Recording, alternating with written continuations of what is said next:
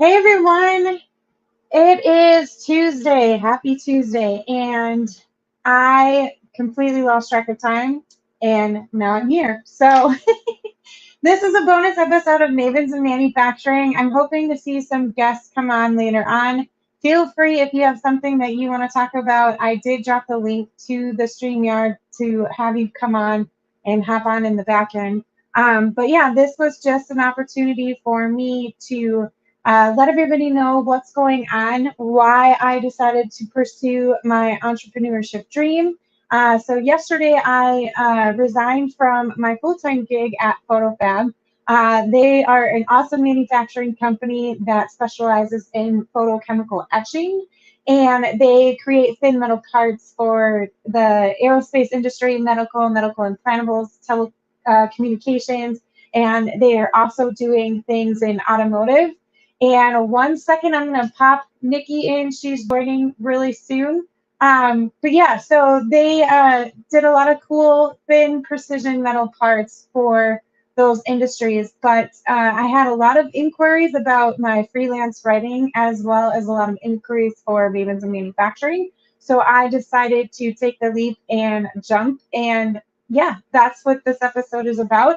I have Nikki Gonzalez who's going to join me, and I'm really excited because then you won't just see me talking to myself. It'll actually be a really good conversation.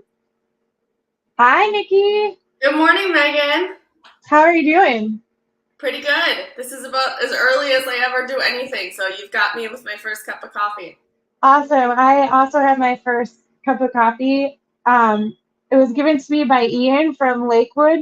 Nice. So thank you, Ian. It says rise despite, which I thought was appropriate for today's conversation because I'm announcing that I'm going freelance. So we got a couple. Congratulations. I know, I'm super excited. So we already have a couple of comments, which I'm excited about. Jason Todd, fun story about Jason. He's actually the reason I started Mavens of Manufacturing. I told him about the concept, and he is like, you should just do it. If you don't do it, you're being ridiculous. Like, you don't have to over prepare. Yeah. So thank you, Jason, for doing that. Oh, and he actually is popping on. There's Jason. Hey, Jason. Good morning. Hey, good morning. Jason, this is Nikki, Jason. So Hi, Nikki. Jason is the reason for me starting Mavens of Manufacturing. So thank you, Jason, for that. We also have Ingor on. Good morning, Ingor. Thank you so much. If you guys are not following her, please do. She has a video series out where she's very inspirational. She has a lot of positivity. And if I ever meet her in person, I just want to give her a big hug because she's always in a great mood. She's always uplifting, and it's a lot of fun to see her stuff. And then we also have Dave Griffith. Very excited for you. It was a scary move for me, but am happy where life has led after. Thank you. Dave also has a podcast with Vlad, and they talk about manufacturing stuff. So be sure to check him and Vlad out. It's a really good podcast. We have Eddie. What's up, Eddie? That mug, though. Talk to Ian. He gave it to me. Eddie also has Flex with Friends, so he's good. We have Steven, exciting and congratulations. There's Vlad. He is the one that does the podcast with Dave. I'm just kind of going through this. Thank you, Ingor. Scott Kelsey, Wild Jason Tottenhouse. Yep. It happens.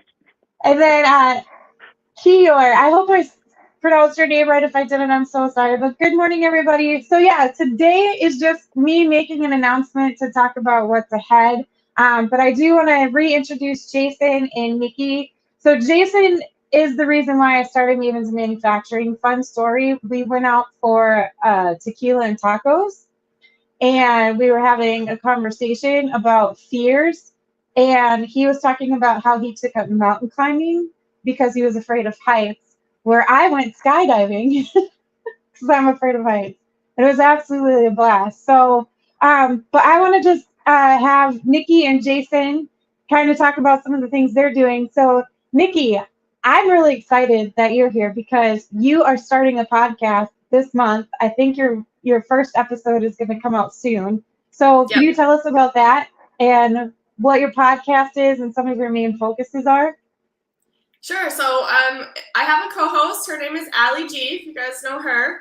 So Allie and we're currently recording. We're going to be releasing the first few episodes together, kind of binge style, on on the 27th. So look out for that. It's going to be a Wednesday. We'll be posting some stuff. But yeah, I used to work in automation. I used to be a sales engineer, both in machine vision and in motion. And then I went into some other things, data analytics, AI. I worked with some startups.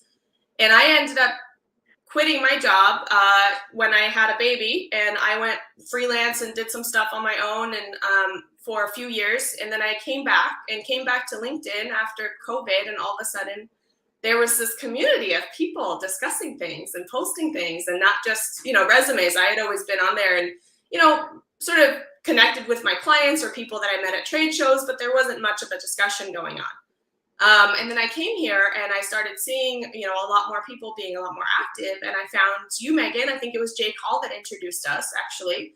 And I saw Mavens of Manufacturing and I immediately just got excited because it's one of those industries where we're typically the only woman in the room or, one of a handful in a sea of other people. And so it was just great to be able to find a little bit of a community. I also just moved across the country from Seattle to Houston. And so it's been a long time since I've been here. I don't have much of a network and was able to really find a lot of people sort of with the same interest in the same phase of life. I mean, you and I, Meaghan, we have young kids. It's just so cool. There's a lot that is going on now. And I saw Mavens and I was like, you know what? This is cool. I've been on and off for years thinking, I would love to do a podcast or this or that, but there's always something holding me back. And like Jason was for you, Meaghan, you were a little bit of that for me, even though we didn't sit down and, have food or anything. Just talking to you when we met, you were like, yeah, you know what? I just wanted to do this and I just decided to do it. And you didn't even have support from your employer or much, of a network with it. You didn't have a co-host, but you just went ahead and did it anyway. So I was like, you know what? If Meaghan can do it, I can do it. And I reached out to Allie and we were both, it was just kind of the right thing at the right time. So here we are. And we are really, you're in the manufacturing space. We are specifically focusing on automation because Allie is a controls engineer and I have my background in factory automation of all kinds. And we don't see many women out there talking about it. So that's what we're going to do. Yeah, I was hoping Allie would join us and maybe she will later on, but I know she's extremely busy. She's always posting about the stuff that she's creating and making. And another thing that I really like about her is she promotes other people. And it's not just women, she promotes the next generation and she's like, oh, this is cool. And she doesn't put a lot of text on her posts, but I don't think she needs to because the image says it all, and it's really cool to see how proactive she is in lifting other people up and trying to get them excited about the things that she's doing, because there is a difference between what she's doing versus other types of engineering. And she wants to, share that knowledge and that information. And she had a lot of great mentors from what I understand from our conversations that have helped guide her through her career. And a lot of her mentors were men too. So she's really grateful for those opportunities. And I'm really excited because she will actually be on Mavens. Nikki, you were on Mavens already. And then she'll be on Mavens in May coming up soon to talk more about herself and her journey through engineering and manufacturing, and then also more about automation lately. So I think it's just great that we're all coming together, especially working moms, because traditionally manufacturing and engineering seems like a career that couldn't be attainable with working moms because of the hours and all that stuff, but there's more and more opportunities popping up where that can be made possible. So I want to thank you for coming on and sharing that, but don't go anywhere because I know we're going to have some other interesting conversation coming up. Allie shows up. I know it's just super early for her on the West Coast. I think she was up pretty late last night working. But that's what I love about her. Like, she's posting what I wish I would have done when I was out in the field, which is just pictures of what she's working on. Yeah, she doesn't have a lot of text, but there's plenty of people out there writing, lengthy blog posts or thought leadership articles about different topics that are in depth and this and that. Whereas, she's just sharing what she's working on, which is pretty cool. Yeah, I enjoy her posts a lot. We have a lot of comments coming up. So I'll just flash them up while you're talking, Jason. But Jason and I have known each other for years. I consider him not just a good friend, but also one of my mentors. we actually met at a CrossFit gym that he used to own back in the day. And then we had a conversation and he's like, so what do you do? And I'm like, I'm a technical writer. And he's like, what does that mean? So I had to like sit there and I explain don't to think him I what it said, what meant. does that mean?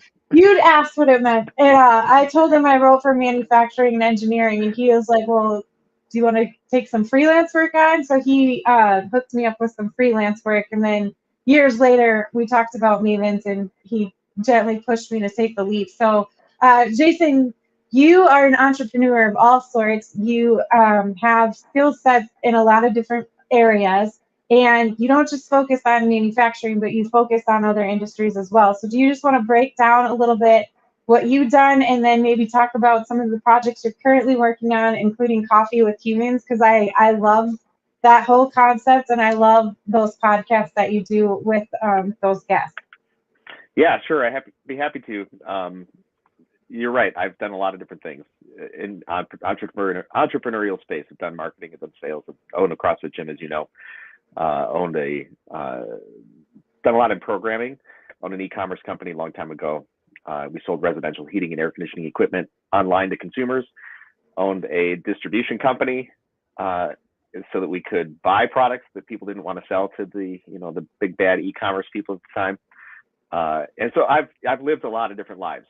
As people can look at that.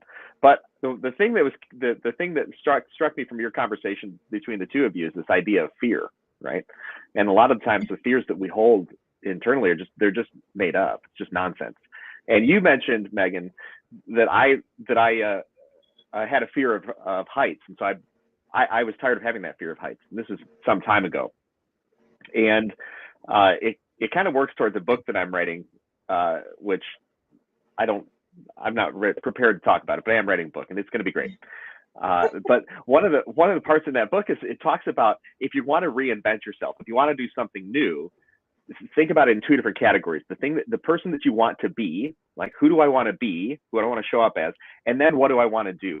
So there are these kind of characteristics that we want to display. And so one of those things for me was I wanted to be more adventurous. I was tired of sitting in boardrooms and sitting behind a computer, and I wanted to get out there and live a life of adventure. And this was, I don't know, well over, it's probably 15 years ago now or something like that. And that coupled with, I wanted to climb a mountain, and I was afraid of heights. And I thought if I didn't want that fear to be holding me back anymore. And I thought if there's two people standing on the edge of a cliff, one person is afraid and the other person isn't, what's the difference? If they're both in the same circumstance, there must be something that the person who's afraid doesn't know that the person who's not afraid must know. And I thought, well, if I can learn that, then I don't have to be afraid of heights anymore. And so I ended up learning to rock climb, and then subsequently taught people and all sorts of cool stuff. But the critical part of that is this idea of fear and safety, and they're not the same thing, right? And so there's sometimes when fear is a really good thing because you're unsafe. But a lot of times fear is just sitting there as a placeholder for concerns about the future, which are unknown, when in fact you are absolutely safe. And so when I learned to rock climb, I learned how to set gear. And if I could learn how to set gear, then I would know when I was safe and I didn't need to be afraid anymore. And that's true of you with starting Mavens. You had all sorts of fears, I remember, built up. And when we look at those, it's like, well, why not? Why couldn't you just start this thing? It's in your heart to do. And I was like, well, me, like we could do the technical stuff and we can make this thing happen. And sure enough, you did. And look where it's brought you today. And if you hadn't gone through that barrier of fear, and what I talk about is this idea of that fear is it kind of hides the gateway to your growth, right? It's standing in the way, saying, hey, don't go any further. But if you can name that fear, it's a very specific fear. That's actually the doorway to your growth. And you've experienced that now, maybe a year and a half into Mavens. And you would not be here today had you not just taken the leap and pushed down that barrier of fear and said, hey, this is nonsense. I don't have to listen to this voice because I am actually safe in the thing that I'm doing. Yeah, it's so strange how all that stuff works out. I thought I needed to be overly prepared to have it be something, but one of the things that you said to me that really stuck with me was your first episode is going to be the crappiest one. Like that's going to be the worst one. You're going to have all kinds of technical issues and mistakes and all that other stuff. And but then the next time you do it, as long as it's 1% better, that's better than 0%. So just strive to be 1% better every single day than you were the day before. And that really stuck with me. So that's what I try to do. And I try to like not get overly anxious if things are, because I was to a point of perfectionist. I don't think I am anymore since you told me that. I still get a little like anxious if things don't go exactly the way I planned them, but that 1% better helps me a little bit because then I'm just like, oh, I'll just do better tomorrow and it's fine. Well, for every person who has Moving got on. this, for every person kind of like you, and to me to some degree, and a lot of people, that's like, well, I gotta do this just right. For every person who's has that thought in their mind and is actually moving forward, there's thousands of people who are never going to get off the mark at all. They're just never going to move forward at all. So just go ahead and do it. And it gets back to like this. I think I heard this recently. There's the 20-40-60 rule of life. 20-40-60 rule of life. In your 20s, you're like, oh my gosh, look at all these people. They're all thinking of me. I don't know what I'm going to do. And then at 40, you're like, screw those people who are all thinking of me. They can shove it. And then when you're at 60, apparently you're just like, you know what? They were never thinking of me. And I think if we could live in our 20s and our 40s as though we were 60, it's like, hey, none of you woke up giving any consideration that I was going to be on this screen today. Yeah. I didn't even. I just saw your link and I was like, why not hop on there, right? And now we're talking about some cool, amazing stuff. Why not just live life? Because it could really make an impact in the moment. And there's going to be all sorts of people who are never going to remember that we existed tomorrow. So just do, like I think it was Eleanor Roosevelt, do what's in your heart to do, for you'll be criticized for it anyway. Yeah, there's always going to be a critic. I'm a writer, so I know that all too well. People are always criticizing my work. But we have Chris Granger, Mark C. Sosa, Emily Wilkins, all joining us as well too. Emily is really cool. She was on Mavens of Manufacturing a while ago. She has a marketing company that focuses on manufacturers. She and I are actually going to be at the Advanced Manufacturing Expo in Michigan together doing presentations. And I know she's talking about being a little anxious of the presentation portion of it because I said I was anxious about it too. And so her and I are going to get together at some point and kind of practice in front of each other, which is another great reason why I love this sector because, there's people that have similar experiences and they're willing to help out and help, like, come together and help each other out. And it's a lot of fun. And as Nikki mentioned before, I didn't really know her. Jake Hall, who's known as the Manufacturing Millennial, he introduced us. And now she and I are like becoming really good friends. And so is Allie and I and Emily and I. So it's really cool to see all of these people, get to know them on a personal level and actually build these friendships up as well too. So that's my pitch for manufacturing of why you should join, because you build your network and create really strong relationships. Nikki, do you have anything to add on to what Jason said and facing your fears and just taking the leap? Oh, yeah. No, that's totally right. The 1% better every time, that's a really good way of putting it, for sure. Although I will say my kids crashed our second episode, so I'm not sure it was 1%. Although maybe I would call that 20% better than the first one. It's real life. Yeah. Honestly, it's real life. And I think if COVID, fortunately, and I'll call COVID a blessing, if it's taught us one thing, it's this idea that most of us have wandered around offices for years with this facade, and we have this idea of work-life balance, which is a lot of bullshit. And because we are integrated holistic people, and there's no chance of us showing up to work without bringing our personal life into it, and there's no chance of us showing back up to our personal life without bringing our work life into it. And so when we get onto these screens, right, and our kids show up, it's just like, oh, you're a person. Yeah. Oh, that's right. You just make a living doing this stuff because you enjoy it, but you're actually a holistic person with a life of an amazing life, in fact, that other people are in fact interested in. We're just afraid to say so. So yeah. This is definitely when I left my job. It was a bit of a leap. My daughter was born prematurely. I hadn't planned to leave the workforce in that way. I actually was speaking a lot at conferences back then, Meaghan. Don't worry, it gets really easy once you get the hang of it. Once you get used to it, it's really fun. I think you would really enjoy it. So then my last trimester, I decided to stop traveling as much. And I was like, oh, I'll book some local conference engagements only. I lived in the Bay Area, so plenty of conferences. I was doing data science and AI. It was really fun time. I think I had 5 different conferences booked in like the last few weeks of my pregnancy. And I was at this one called the Global AI conference down in Santa Clara, which is about an hour and a half or so away from my house. And I was all set up to have my baby at a maternity clinic in Berkeley, and I had this whole plan. And then my daughter decided about 7 weeks early to screw my plan. And my water broke right after I got off of the stage from a panel. I was there with the booth by myself. I had a whole setup of tables and all this stuff that I had brought in my car. I had a talk scheduled the following day, like a whole hour of my own talking after I had this panel. And I had to drive in my car in my puddle of water up to Oakland by myself. Took about an hour and a half. Get admitted to a hospital I've never been to before because I did not plan to have my baby in a hospital.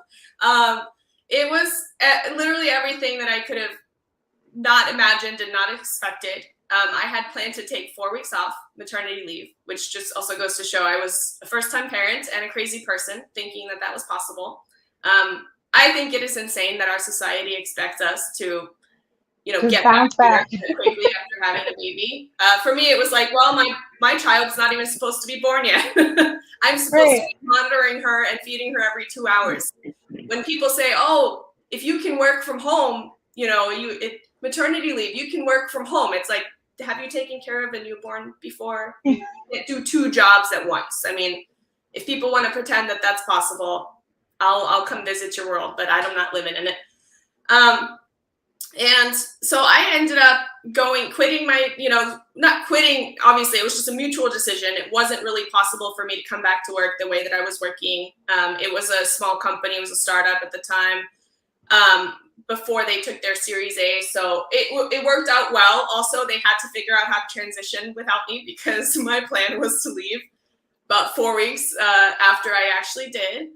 And I went into real estate and as a real estate investor with my husband because I was like, well, what can I do with kids? Because I'm not going back to a position, an industry where it's not possible for me to be this person that now has this child and has this whole other responsibility and something that matters a lot to me. So I went into real estate, and at that point I had this realization too that, hey, I'm at a point now where I can choose who I work with. If I don't want to spend time with this person, if I don't feel like they're on my wavelength or that they understand me or that we're going to be able to do business together while enjoying it, we have to interact with these people. Work is a huge percentage of our lives in terms of the time we spend.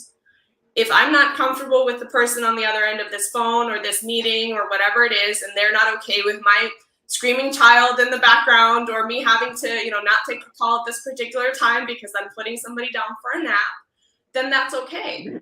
And me coming back to the manufacturing and automation industry was very much on my terms because my outlook has completely changed.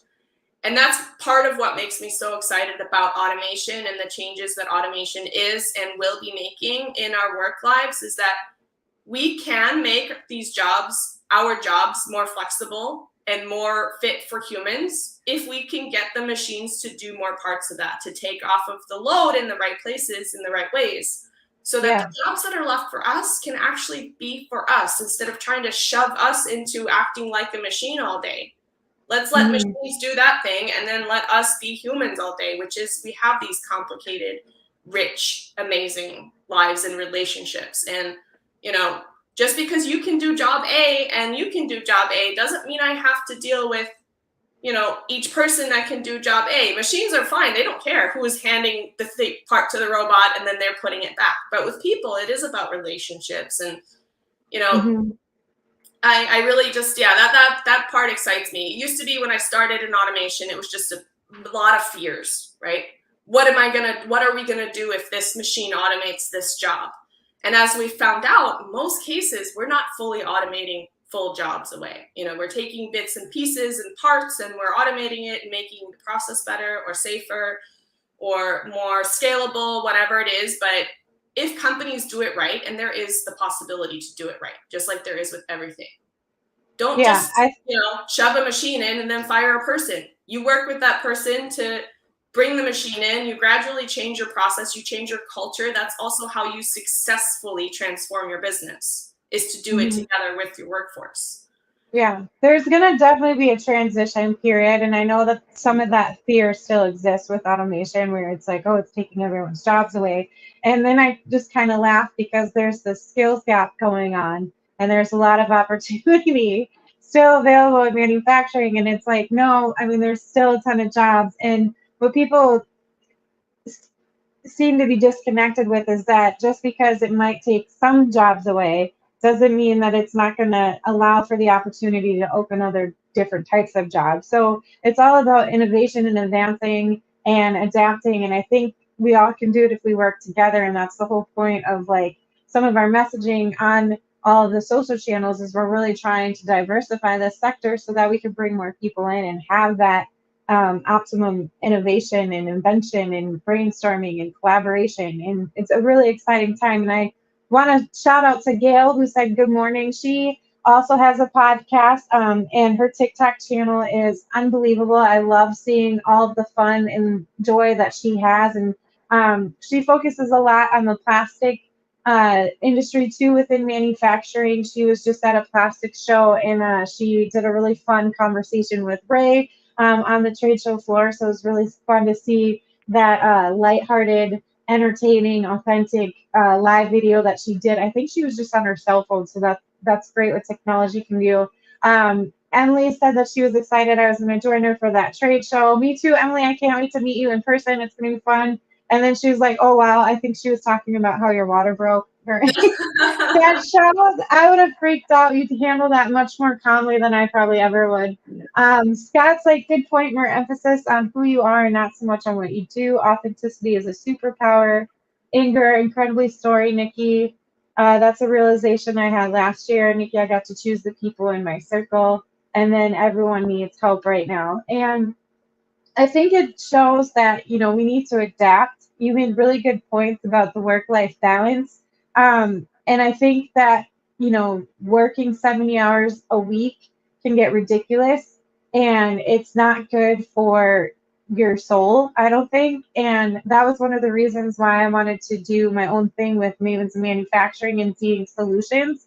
I really wanted to spend more time with my kids and be able to pick when I could turn on and off my work hours. And I feel like making this first step is going to really help me do that. And then Jason, you brought up COVID and how it kind of opened up opportunities for us to live life a little bit differently. And I wanted to talk a little bit about Coffee with Humans. I know that's not manufacturing focused, but I really like that podcast because you just set up an opportunity for you to meet different people that you haven't met before. You had a link, they could click on the link, they could talk about whatever they wanted to talk about, and you did it, and it was for kind of strengthening your own mental health during that time. So can you go over that a little bit? Because I want you to get more followers for that, because I think it's a great podcast. For sure. Yeah, Coffee with Humans was launched early on in COVID, probably April, May timeframe. Because I was feeling the sense of disconnection. It was talked a lot about on LinkedIn. People were feeling disconnected. They're out of the office. Their habits have all been thrown up in the air, and they're developing new habits. And how do I exist in this environment? And I was feeling that disconnection as well. And I thought, well, if I'm feeling this disconnection, I tend to I will sit in my malaise for just so long, and then I'll be like, screw that. I'm going to do something to fight against this. And I usually come out of things with strength.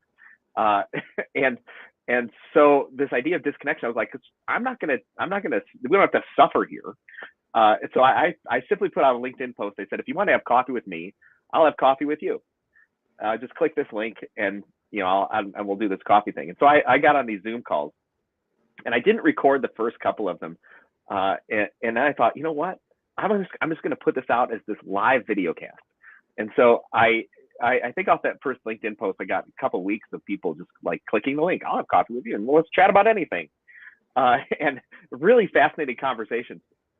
And so I then started broadcasting these things live, and I meet my guests about 6 minutes, 8 minutes before we go live. We do a handful of technical checks, and then we just talk about anything for 45 minutes or so. And it's broadcast on YouTube and LinkedIn and Twitch and a bunch of other places, and then subsequently made it into a podcast. But the whole point of it was, and this is what sits in the back of my mind, if we're going to get people together, we can choose to make that a really productive space. Yeah. We can choose to change the world if we want to. It's all about that intention. You want to get people together and do something great, you can do that. We are actually in charge of this place. All this stuff we're seeing, we can do this. And it's never failed. I've got well over 200 episodes into that thing. And I've connected with people all around the world. I've got people who will pick up my phone call anywhere in the world. It's fascinating. I love it. Coffeewithhumans.com. I'll chat with you about anything. Hop on there. We'll have a good time. Yeah, it's a variety of types of conversations that you've had. It doesn't focus on one specific sector or industry. It's just about anything, and it's really cool because it is across boundaries and different cultures, and you learn. Well, to your point, it satisfies one thing that's always been existent in me. If I look across the timeline of things that I've done, I've got a smattering of experiences in all sorts of things. Some of them have been very deep, and I'm very good at it, and other things I've touched on, right? Years ago, I used to program robots at an automation company. I started as a marketing guy, and then I ran out of things to do, and they were like, "You want to program robots?" I was like, "Yeah, I'm a self-taught programmer. I can learn to program robots." And pretty soon, I'm typing up things for Caterpillar. So it's like, I've done stuff in automation. Hey, I was a department supervisor selling computers. Hey, I'm a self-taught programmer. I own an e-commerce company. I own a gym. I've helped launch a community of entrepreneurs. Like, there's all sorts of things that I've done simply because it's like, I could do that. I want to look. I'm just like this curiosity. I'm interested in it. Yeah. I'm just going to go do that, and maybe it'll stick. But in all of these things, it's added to kind of a rich treasure trove, right? Of experiences and connections. And so, like the Coffee with Humans thing, it began as I don't think it's necessary that we have to live in disconnection. We're not meant to. No. And we've been sent home by the overlords. Fine.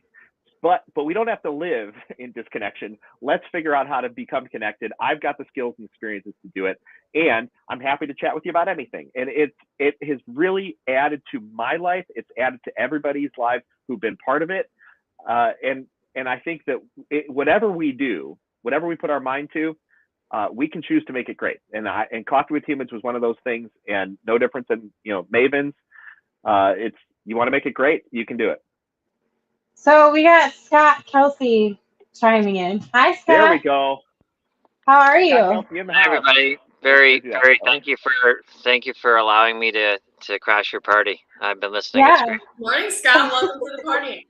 Good morning. No problem. So, Scott is another connection of mine, and I actually introduced Jason and Scott to each other because Scott has this great platform that he's working on called Therapy, and Jason's been helping him with that. So, Scott, I want you to take a few minutes and talk about Therapy. It's another platform that's not mostly manufacturing, but you do have some manufacturing on there, and I think it's just a great app for people to network with one another and learn about their businesses, and then connect and provide value to one another if they need some sort of solution for a pain point that they're having. So can you explain what Therapy is and how you came up with that concept?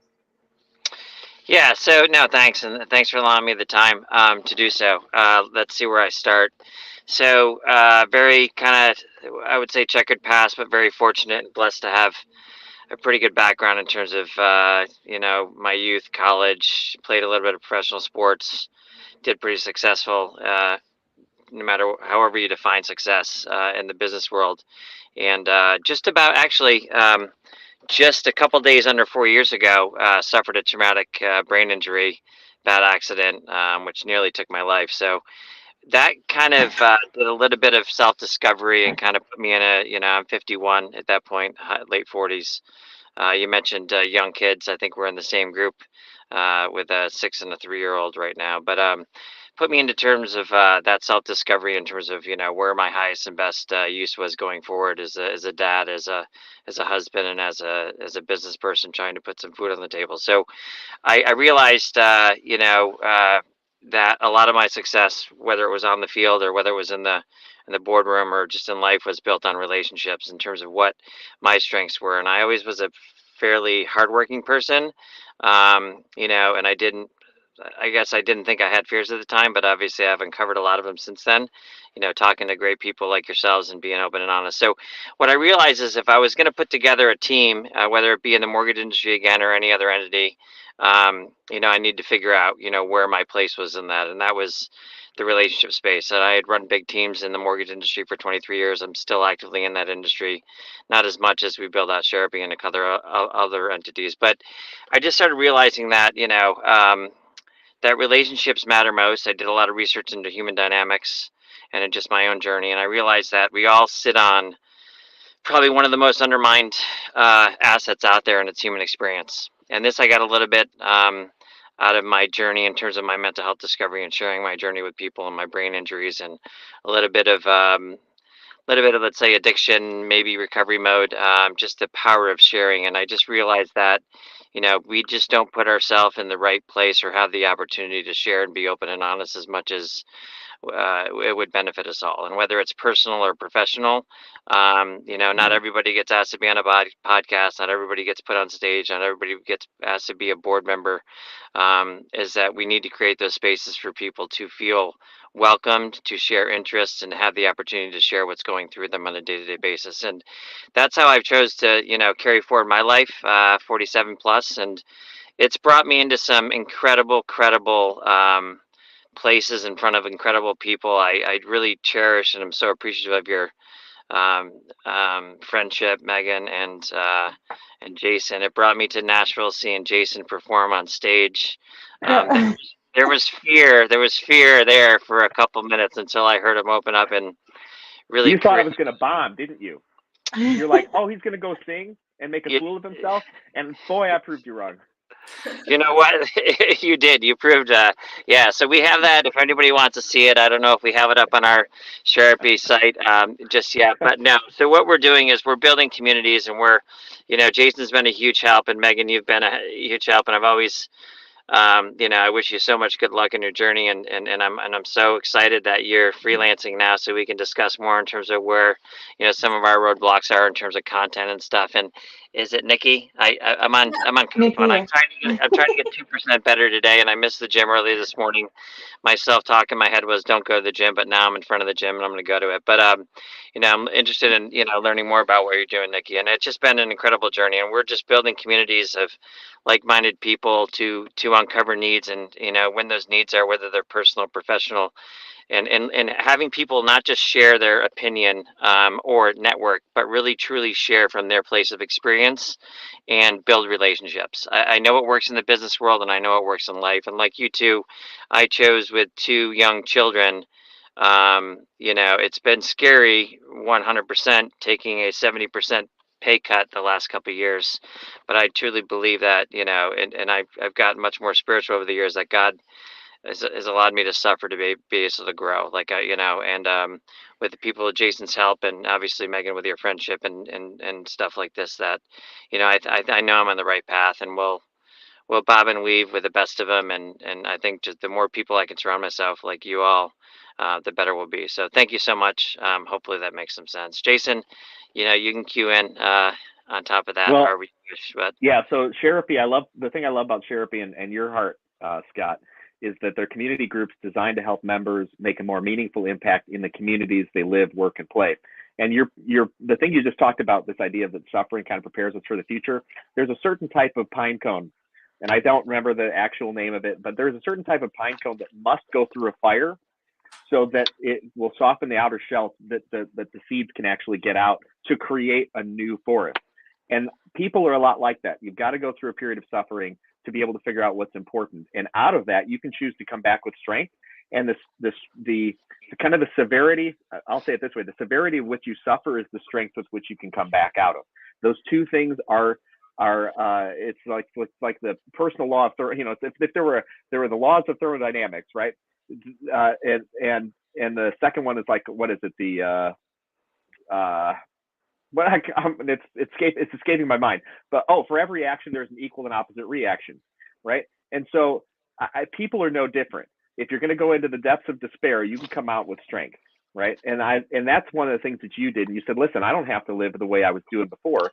I'm going to take this really challenging moment, I'm going to turn it into something that's beautiful. And that's where Sheriffy was birthed out of. And like that pine cone, you go through the fire and you can come out with forest. So that I love what you're doing. One of the things I do want to touch on is the Sheriffy and this community group thing. We're actually launching a new community group specifically for entrepreneurs or people with an entrepreneurial spirit. And I'll be leading that. And so if you've got this idea of like, I want to launch this thing, or I want to be an intrapreneur, like I want to make a difference within a broader scope of a community or a business I'm already part of, you can join that. You can share what's going on weekly, kind of get things off your chest, get a little bit of guidance. And one of those critical things is you always want to be following somebody, right? So some sort of mentoring. You always want to be with your peers, and then you also want to be leading somebody. And Sheriffy offers you the opportunity to do that. Yeah. And Thanks. I think that's one of the reasons why I wanted Scott to come on too, and hoping that he would come on, because one of the things I observe manufacturing struggling in certain areas is that proactiveness to collaborate with others in their community. So I'm trying to get more people excited about engineering and manufacturing. And in order to do that, you actually have to get in front of them and have these conversations about what manufacturing and engineering or any STEM career opportunity looks like. Kids aren't going to get excited if you're not excited about it either. So I just think that what you're doing with Therapy would be a really good idea for some of these manufacturing communities to kind of, either copy or talk to you about and see how they can work together to start forming stronger connections with their community members. Because it's not just about manufacturing when you talk about economic stability. Like, if you don't have a strong manufacturing foundation, your community is not going to thrive as much as it could be. And that means the banker jobs, the fast food jobs, the police force, the EMTs, the fire department. Like, it's not going to be as strong if you don't have that strong base within the community. So I'm glad that you're on here, Scott, and sharing a little bit about Therapy, and I really appreciate it. Jason, you keep commenting. I know. Well, I just want to make it clear what it's all about, because to your point, anybody can join up. It works out to be something like $50 or less per month, and you join this weekly community group. We talk about meaningful things, and Nikki, I want to applaud you that you reshaped your life. When you had your kids, and you too, Meaghan. And I think we tend to get in these habitual rat races, specifically in the United States. It's a particular Western mindset where we got to go achieve, and I'm not certain when the switch flipped, but it became more important to make widgets than to create the next generation of individuals. And I think that the two are not mutually exclusive. I think you can go create more widgets, but you must raise the next generation of individuals. That's both to men and to women. And so I think if we have the opportunity to raise our children and also do something in work, well, raise your children for sure and do something in work. And this idea that the rules are kind of all made up and there might be this fear that's getting in your way, just go create your reality. It's totally possible. The reality we're currently existing in, we created it. We need to change it. And maybe that's through automation, or maybe it's through just saying, hey, screw this. I'm going to reintegrate my life, and I'm going to go have my life, my children, and I'm going to get on a podcast, right? And if they interrupt my podcast, who cares? Nobody cares. Yeah, so I didn't want to get started yet because my studio isn't ready. This is the Pentagon. It is a very large Pentagon-shaped closet I have in my strange house. But I also decided, other things got in the way. It wasn't ready. I was like, whoever is watching will just get to watch the evolution of the Pentagon as we record. And I think a lot of things like that, we just need to get started. I do want to jump on something that, Scott, that you said about the power of experience, right? And how I think that's an under-tapped thing when we talk about innovation. There's and I don't want to get into any specific details about this really, but innovation happens the most when you can connect different dots and different experiences, right? Which is why it's so important to have diversity in teams. And whether it's in the boardroom or on project teams or people that are inventing things, you have to have diversity. And one of the reasons, I don't want to get into all the other reasons, this would be, a multi-day episode, right?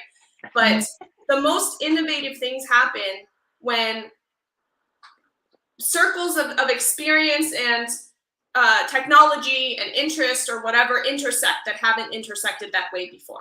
And when you have people with diverse backgrounds and different types of experiences, and usually diverse types of people have the most diverse types of backgrounds. They come from different places, they have different family histories, they have different cultural backgrounds, they have different experiences growing up, whether they come from, different areas in the same state or totally across the globe. More of those experiences coming together, and people with those different backgrounds and different experiences, when they're able to get together in a safe space and work on something together and connect dots, that's where like a lot of magic happens in terms of innovations and inventions and changes for good. And we're in this pivotal moment right now where artificial intelligence and robotics and automation is going to be a big part of our lives going forward, whether we like it or not. So we have an opportunity to bring all the diversity and all of the background of experiences of the people around the world into this technology now, or we can do what we did before, which is have it be very controlled and very specifically produced with the viewpoint of, one dominant group of people. And I think this is our opportunity to change things. We have to change them. So let's change them for the better, and let's do it the right way. And let's bring everybody's experience into the development process, or whatever guiding principles we have for this, both on a sort of guidance and regulatory level, but also just you get better stuff when you get more different people together to put it together, to invent it. I mean, it was Women's History Month last month, and I'll give credit to Aaron Prather. I think he posted like way more women's history stuff than anybody every single day. So many facts that I had no idea, like, oh, a woman invented this or a woman invented that, and I'm like, who knew? But guess what? It was the woman's experience that brought forth the necessity to invent that thing, not the guy that eventually ended up commercializing it and making all the money on it. But if those women hadn't found a reason based on their experience and what they needed to invent that thing, we wouldn't have it today. So Scott, I hope that Sherapy is going to be a place where we can get together with all kinds of people, like-minded people, that we can find sort of that we, have a reason to connect, but also people of all different types of backgrounds, so that we can start to get more voices into the discussion and into leading what is going to be the future, for all of us in our workforce and in our family lives.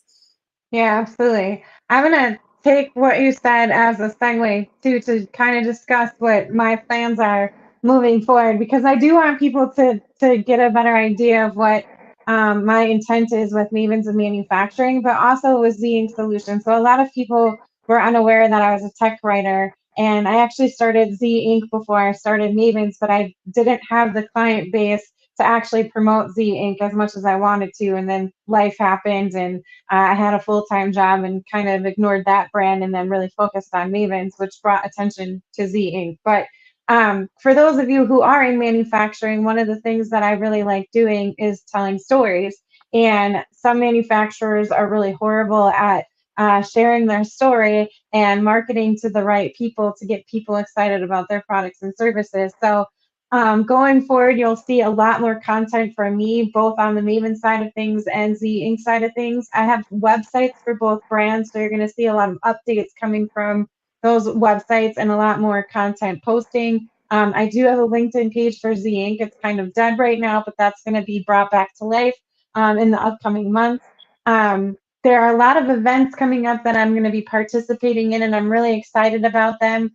One is, sorry, I can't read my notes. My own handwriting is messy. There's April 13th, which is open house with iAutomation. I'm really excited. They're a group that I've been working with and helping with their social media, and I'm excited to go to their open house. Scott just jumped off. To their open house and learn more about some of their MVPs and the things that they're doing with other companies to help make automation more accessible for manufacturers. And then May 19th is the Digital Manufacturing Summit in Chicago. I'll be speaking on a panel discussion. And then I've already brought up the Advanced Manufacturing Expo with Emily. Eddie Saunders will also be there presenting. He is the host of Flex with Friends. A lot of fun and exciting marketing opportunities that he's bringing to life.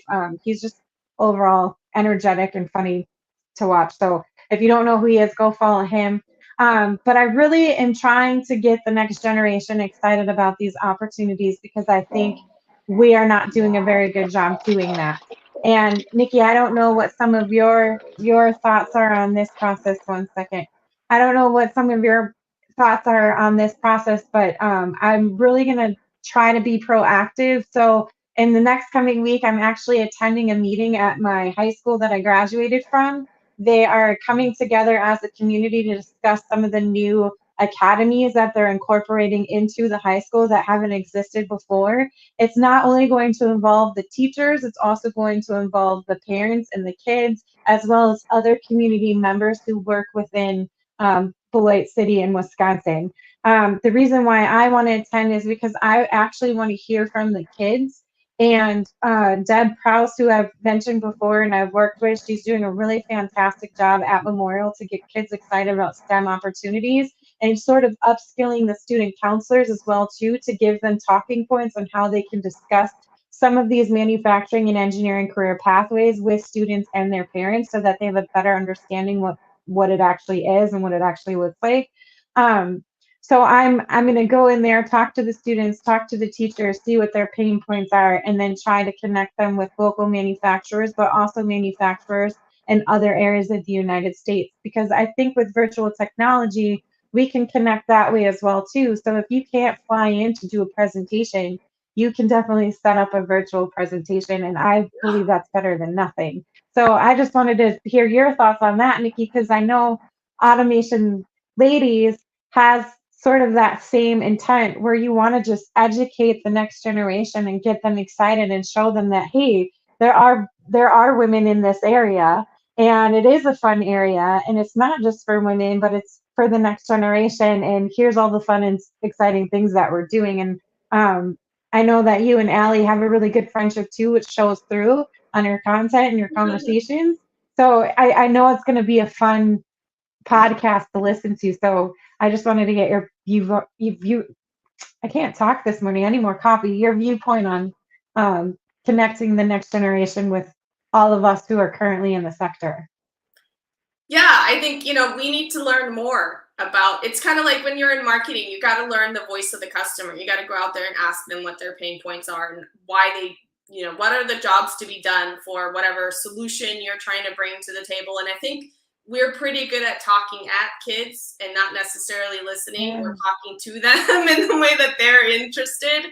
I haven't talked to any high school counselors in a long time, so I won't say I know anything about that, but you got to just go out there and do it, and then you see how they receive it, and then you can adjust from there and keep going. But you got to go out there and actually talk to them. I think this whole, from the automation side, most of that education has been happening in at the trades, the junior college, 2-year degrees, technical schools, some college.